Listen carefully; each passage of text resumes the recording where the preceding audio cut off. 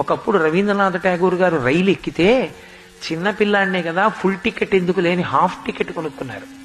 కొనుక్కున్నప్పటికి ఆయన full ticket కొనుక్కోవలసిన AG, కానీ half ticket కొనుక్కుని ట్రావెల్ చేసి తండ్రి దగ్గరికి వెళ్ళారు. వెళ్ళి డబ్బులు ఇచ్చారు.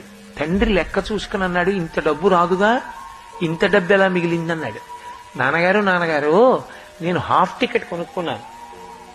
హాఫ్ టికెట్ కొనుక్కుని ట్రైన్లో నన్ను నీ ఏజ్ ఎంత అని అడిగితే, ఏదో 10 ఏళ్ళు అయితే ఫుల్ టికెట్ కొనుక్కోవాలనుకోండి, 11 ఏళ్ళైనా నేను 9 ఏళ్ళు అని చెప్పేశాను.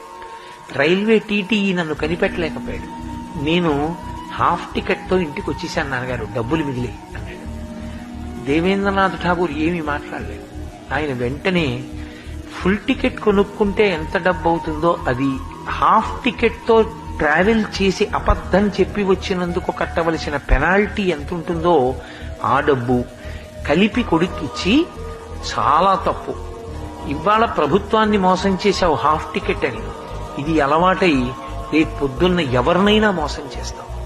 నాకు కావలసింది ప్రయోజనకరమైన కొడుకు తప్ప అబద్ధాలు చెప్పి డబ్బు సంపాదించే కొడుకు నాకు అక్కర్లేదు.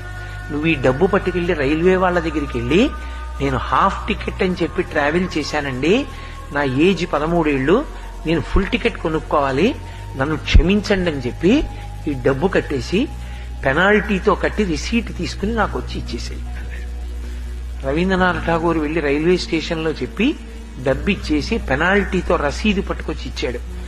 ఆనాటి నుంచి రవీంద్రనాథ్ ఠాగూర్ గారి జీవితంలో అబద్ధం చెప్పి రూపాయి సంపాదించడం అన్న మాట ఇంకా ఆయన జీవితంలోకి వెళ్ళలేదు. Download ShareChat.